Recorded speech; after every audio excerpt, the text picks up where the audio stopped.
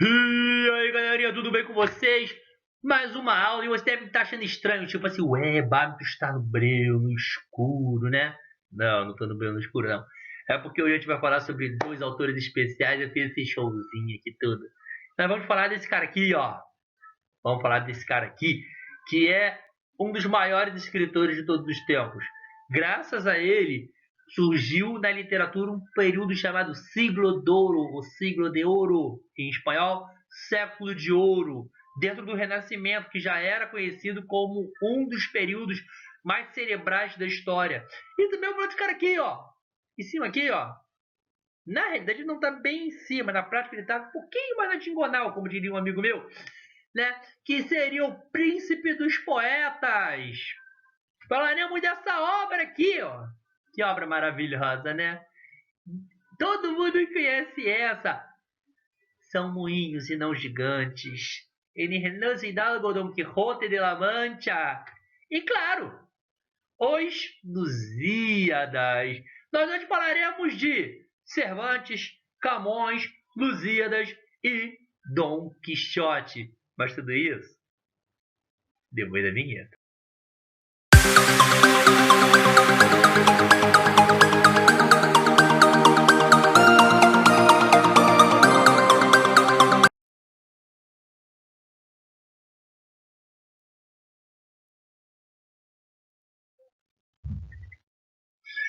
Quem foi Luís de Camões?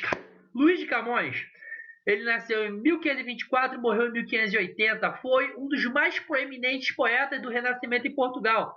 Além de escritor, foi soldado perdendo um olho numa das batalhas. Infelizmente, Camões não teve o reconhecimento que merecia durante sua vida. Foi somente após sua obra, em 1580, que sua obra começa a chamar a atenção dos críticos. O ano de sua morte marcou o fim do classicismo na literatura portuguesa. Galera, olha a importância do cara. O fim do período clássico acabou no ano da morte dele. Vocês têm noção do respaldo que o cara tem? Do respeito que o cara tem? Vamos dar seguimento. Galera, eu vou falar dos autores bem rapidamente. Tá ok? O básico do básico. Porque o que mais importa pra gente são as obras. Tá legal? Então vamos lá, vamos falar. Os Lusíadas de Luís Vaz de Camões. Os Lusíadas é uma das obras mais importantes da literatura de língua portuguesa. Para mim, na minha opinião, a mais importante, ou no mínimo no top 5. Não tem como fugir disso, ok? Para mim é mais, né? Mas tem cada um do seu ponto de vista. E foi escrita pelo poeta português Luís Vaz de Camões e publicada em 1572. Ela foi inspirada nas obras clássicas de A Odisseia, de Homero, e A Eneida, de Virgília. Ambas são epopeias que narram as conquistas do povo grego. No caso dos Lusíadas, Camões narra as conquistas do povo português na época das grandes navegações. Cara, ele pegou o tema que era as conquistas e adaptou para o período dele. Isso é uma coisa muito bem feita. Assim, claro que não é uma comparação. Galera, não reparem muito o funga-funga, porque eu tô bem gripado. Mas estamos aqui, tá? É assim, muito mal falando, é como se você pegasse uma obra lendária e adaptasse para os dias de hoje e conseguisse encaixar perfeitamente. Foi o que ele fez. O cara era fenomenal. Não é à toa que era chamado de o príncipe dos poetas, né? A estrutura da obra. Os Lusíadas é um poema épico do gênero narrativo, o qual está dividido em 10 cantos. Canto é como se fosse cada capítulo do poema, ok? É composta de 8.816 versos decassílabos, ou seja, com 10 sílabas métricas. Em maioria, decassílabos heróicos, ou seja, sílabas tônicas entre sexta e décima. E 1.102 estrofes de 8 versos, oitavas. As rimas utilizadas são cruzadas e emparelhadas. Ok? Vamos dar. Daqui a pouco a gente vai explicar um pouquinho sobre isso aí para a gente poder entender melhor. Mas vamos dar seguimento. A obra está dividida em 5 partes. Proposição. Introdução da obra com a apresentação do tema e dos personagens. Canto 1. Invocação. Nessa parte, o poeta invoca as ninfas do Tejo, canto 1, como inspiração. Galera, o que acontece? Na época dos poemas heróicos, né, vamos dizer assim, das narrativas heróicas, Antes de partir, os heróis pediam inspiração na Grécia às ninfas, que são filhas de deuses, né? Principalmente da deusa do mar, do deus do mar, né? Poseidon, para poder inspirá-los a escrever. O que Camões fez? Ele criou ninfas no rio Tejo. Imagina a situação, né? Dedicatória. Parte em que o poeta dedica a obra ao rei Dom Sebastião. Fofoca literária, galera. O que acontecia? Ele cita muita mitologia grega e naquela época havia a possibilidade da Inquisição embarrear, por causa que Portugal é um país muito católico. Então o que ele fez? Jogou a igreja contra o rei. De que forma? Ó rei, eu estou dedicando o poema para você. Se a igreja embarrear, o senhor nunca vai ter esse presente, essa obra dedicada. E o rei defendeu. Ok? Narração. O autor narra a viagem de Vasco da Gama e dos feitos realizados pelo personagem. Cantos 2, 3, 4, 5, 6, 7, 8 e 9, ok? Galera, a viagem foi feita por Vasco da Gama, saindo de Portugal, descendo, passando por baixo da África e chegando até as Índias. E quando ele chegou lá, ele recebeu um título de nobreza, vice-rei de Portugal e Algarves. Ok, galerinha? Então, Vasco da Gama foi vice-rei naquele período. Então, galera, como eu estava falando, a epopeia é escrita em 10 cantos. Cada canto é como se fosse uma espécie de um capítulo do poema. Ok? E tem como tema navegações ultramarinas do século XVI, as grandes conquistas do povo português e a viagem de Vasco da Gama às Índias. A mitologia greco-romana e o cristianismo são temas recorrentes na obra. O que acontece? O Camões ele se inspirou na Odisseia e em Eneida, ok? Duas obras muito clássicas para poder fazer os Lusíadas. E, portanto, quem daria condições desses portugueses seguirem viagem eram os deuses da mitologia grega. Porém, Portugal era um país muito católico. E mesmo assim, ainda tinha a situação da Santa Inquisição. Então, o que foi feito? Eu vou citar a mitologia, eu vou usar a mitologia. Na hora que o bicho pegar, eu jogo Deus para resolver os problemas. E assim eu digo que Deus é mais poderoso que os deuses da mitologia grega. Assim você consegue sair da situação de... Você consegue resolver o problema da mitologia. Então você está falando que Deus é mais forte, é mais fraco? Eu não estou falando nada disso, eu estou falando do poema. Não é aula de religião, ok? A epopeia termina com o encontro dos viajantes com as musas na Ilha dos Amores. Os principais episódios da obra são: primeiro, Inês de Castro. Em Inês de Castro, o príncipe Pedro recebe uma esposa vinda da Espanha, Dona Alba, se eu não me engano. Não me lembro exatamente o nome dela, mas enfim. Ela não é importante na obra. O importante é a dama de companhia dela, que se chama Inês de Castro. O príncipe se apaixona por Inês, que é de ascendência espanhola. Então, qual é o medo de todos? Que Inês se casando com o príncipe, quando eles tivessem um filho, esse príncipe seria herdeiro de Portugal. Se o príncipe, até lá feito rei, morresse, essa criança viria a ser o rei de Portugal. Sendo assim, Portugal poderia voltar a ser uma colônia espanhola. Então resolveram de uma forma simples, como mata Inês. O príncipe foi resolver convencer primeiro o rei autorizou. Quando o príncipe foi resolver com o rei, surgiu uma das frases mais famosas que talvez alguns de vocês tenham ouvido já. Agora Inês é morta. Quando você vai resolver alguma coisa e o negócio não tem mais como resolver, por exemplo, aquela criança quebra alguma coisa, vira, mamãe quebrou. Aí a mãe vira e fala assim, agora a Inês é morta. Agora já acabou, não tem mais o que fazer.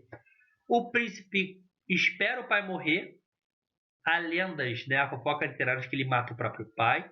Não vou entrar em detalhes sobre isso. E ele vai atrás das pessoas que mataram Inês e mata essas pessoas, ok? Mas como é que matou? Vai ler o livro. O Velho do Restelo.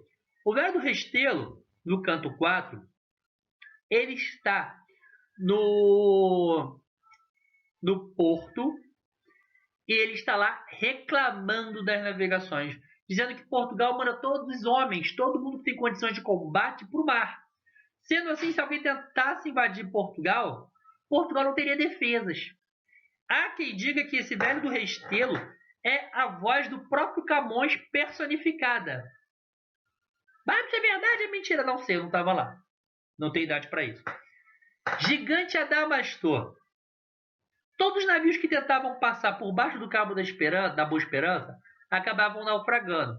Por isso, naquela época, o cabo ainda se chamava Cabo das Tormentas. Ok? Então, o que acontece?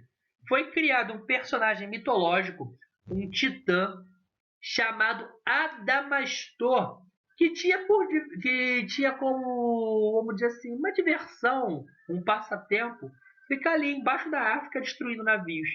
Ok? Ele foi castigado pelos deuses por ter se apaixonado por Tétis, que é uma ninfa da mitologia grega, e aí ele foi transformado em uma espécie de um arquipélago, algumas ilhas que ficam abaixo da África ali, e ele ficava ali destruindo os navios, ok?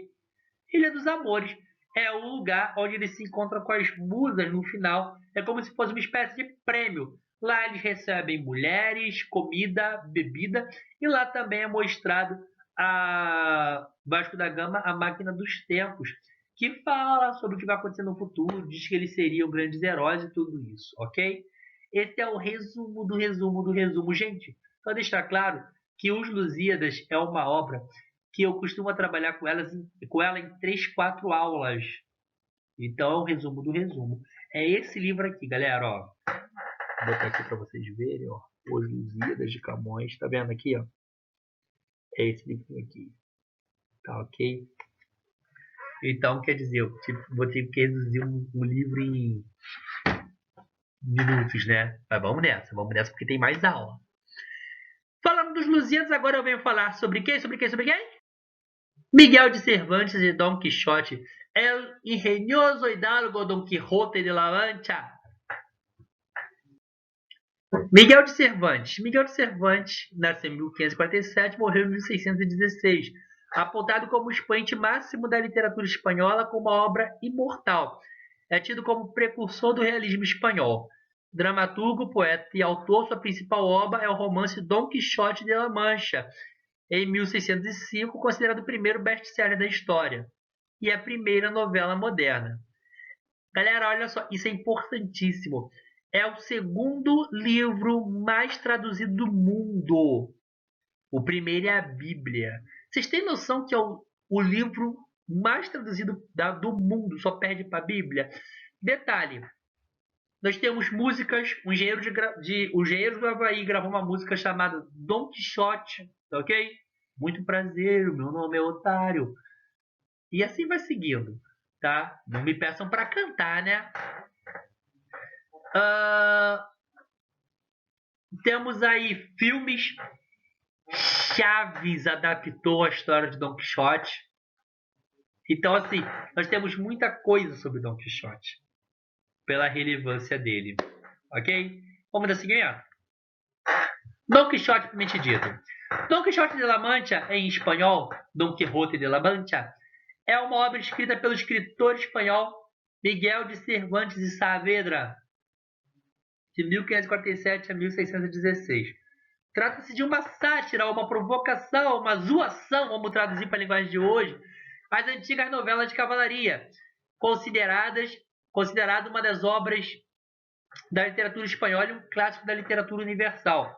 Eu não disse espanhol, eu disse universal. Olha a situação. O livro, lançado em 1605, inaugurou o romance moderno e hoje conta com muitas versões traduzidas para inúmeras línguas. O título original é O Engenhoso Fidalgo Don Quixote de la Mancha. El Ingenioso Hidalgo Don Quixote de la Mancha, em espanhol. Quem foi Don Quixote? Seu personagem, o nobre espanhol de idade avançada, cerca de 50 anos. Vamos, 50 anos é meia idade! Pessoal, estou falando de 1605. Naquela época, 50 anos, você já estava batendo ponto para morrer. Tenta entender isso, tá? Foi imortalizado até o dia de hoje, reúne diversas paródias. São eles vídeos, músicas, peças teatrais, quadrinhos, animações, esculturas, pinturas, dentre outros. O romance é contrário às novelas de cavalaria, constituída de belos heróis e seus grandes feitos em busca da justiça, da amada e dos dogmas da igreja. Gente, desculpe eu falar em espanhol o tempo inteiro, que eu também sou professor de espanhol. Então, assim, falar de Don Quixote parece que a língua coça para falar espanhol, é hábito, tá? Não me entendam mal, por favor. Don Quixote é um cavaleiro andante, nomeado por Sancho Panza como Cavaleiro da Triste Figura. Isso porque não é belo e impulsionado por sua loucura, sempre acaba se dando mal. No entanto, sua figura de cavaleiro andante é fomentada pelo lema fazer o bem e encontrar sua nobre donzela imaginária, a linda Dulcinea, que de linda não tem nada. Mas vamos dar seguimento, galera. Estrutura da obra. Don Quixote é uma paródia bem-humorada dos romances de cavalaria, desenvolvidos durante a Idade Média, composta por 126 capítulos, os quais foram divididos em duas partes. Cervantes começou a escrever em 1580, sendo que a primeira foi lançada em 1605 e a segunda em 1615. Aí, ó, para quem gosta de trilogia, tá? Perdão, essa brincadeira começou aí, foi dividida em duas partes. Galera, a versão original são 2 livros dessa grossura aqui, gigantes, tá? Mas são muito gostosos de ler. Resumo da obra, galera. A história relata os feitos de um eu já ia falar engenhoso, tá vendo? De um ingênuo e fidalgo cavaleiro medieval, Dom Quixote. Ao lado dele está o seu cavalo Rocinante e seu fiel amigo escudeiro Sancho Panza. Ávido leitor de poemas de romances de cavalaria, Dom Quixote cria seu próprio mundo ao se lançar em diversas aventuras. Ele vai em busca de justiça e de sua bela donzela imaginária, Dulcinea de Toboso, tal qual ocorriam na novela de cavalaria. Ainda que muitas passagens sejam invenção de seu protagonista, o romance possui um caráter realista. Galera, um livro incrível, tá aqui, ó. Esse aqui é uma tradução, tá? Esse aqui é uma tradução, Don Quixote. Pessoal, eu tive que trazer esses livros porque são 2 dos livros mais famosos e mais importantes desse período, ok? Talvez eu faça um dia um vídeo, que não seja aula, mas um vídeo no canal, para poder falar só de Don Quixote, mas gastar tipo uma aula falando só de Don Quixote, gastar mesmo um tempo falando só de Lusíadas, que é uma coisa que eu adoro e eu espero que possa ajudar. Mas agora, no momento, isso é o que nós temos, tá ok? Apenas para que vocês tenham conhecimento, para que vocês possam conhecer essas obras e saber da importância que elas têm. Galera, tendo dito isso, eu me despeço aqui. Um beijo no coração de vocês. Eu espero que todos estejam bem. Lembre-se sempre, vocês se cuidam por mim. Eu me cuido por vocês e logo logo isso vai acabar. Tudo de bom, galera. Espero que todos estejam bem. E não se esqueçam, dúvidas aqui embaixo, nos comentários do YouTube. Ah, mas eu sou teu aluno, então deixa lá no Classroom. Também pode ser lá, ok? O mais importante, as dúvidas devem ser tiradas, ok? Qualquer dúvida, estamos aqui para tentar ajudar. Um bom dia, uma boa semana e vamos nos cuidar, galera. Até a próxima. Falou, valeu e eu fui. Partiu.